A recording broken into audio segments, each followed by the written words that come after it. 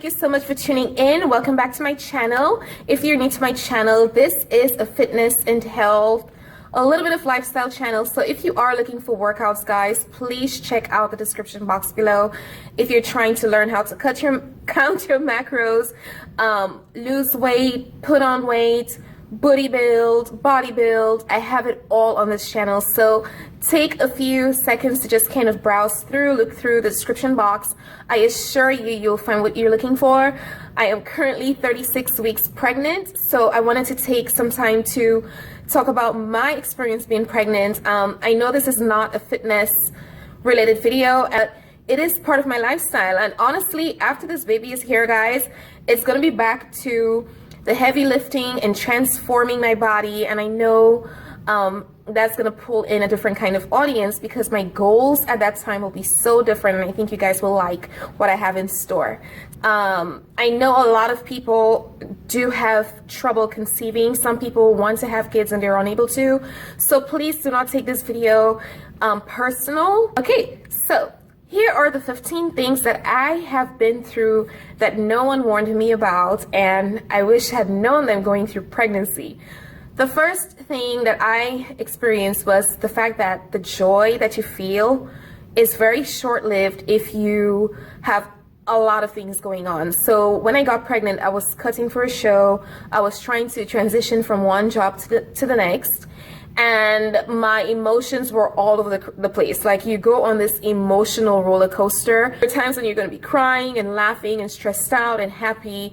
No one gave me a heads up. Number two, morning sickness does not always come in the morning. My morning sickness, if you looked at my pregnancy announcement video that I'll link, my morning sickness showed up at nighttime, and that made sleeping at night a nightmare. The other thing with that too, morning sickness does not always mean you're going to be throwing up.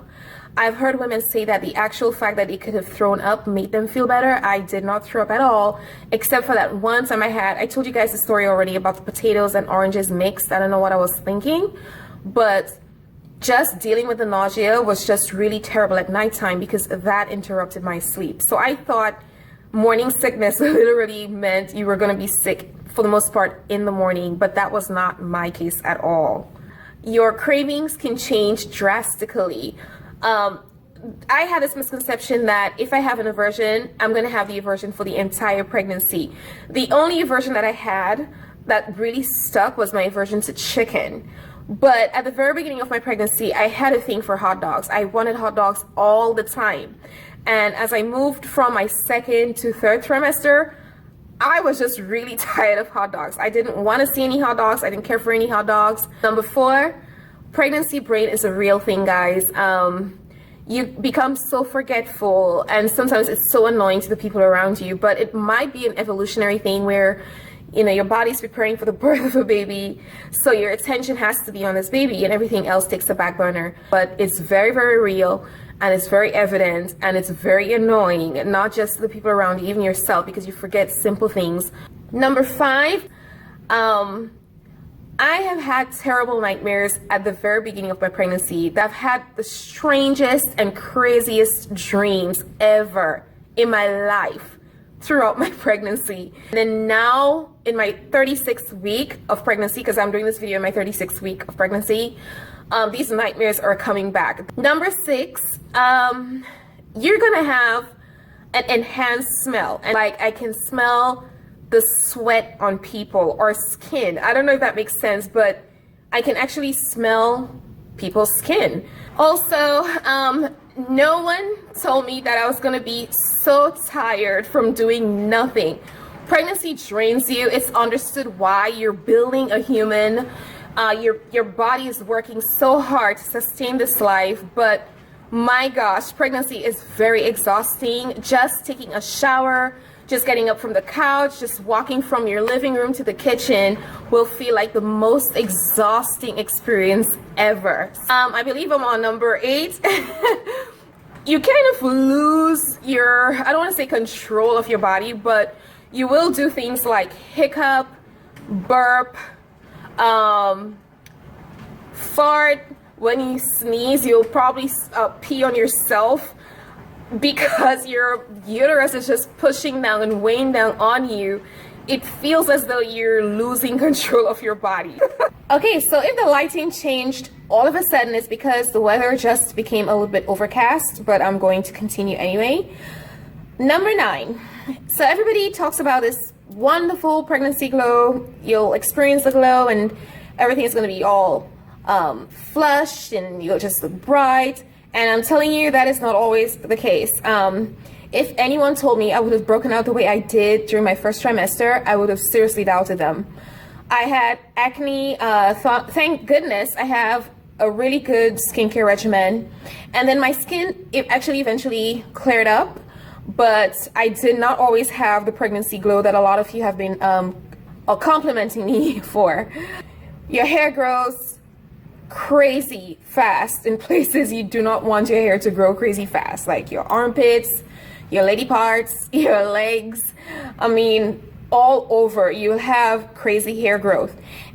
My nails have been growing very, very quickly, but the point is you don't always experience this wonderful glow at first. Sometimes you have to deal with the initial acne. And even in the 3rd trimester, I heard women say they get this horrible pregnancy mask.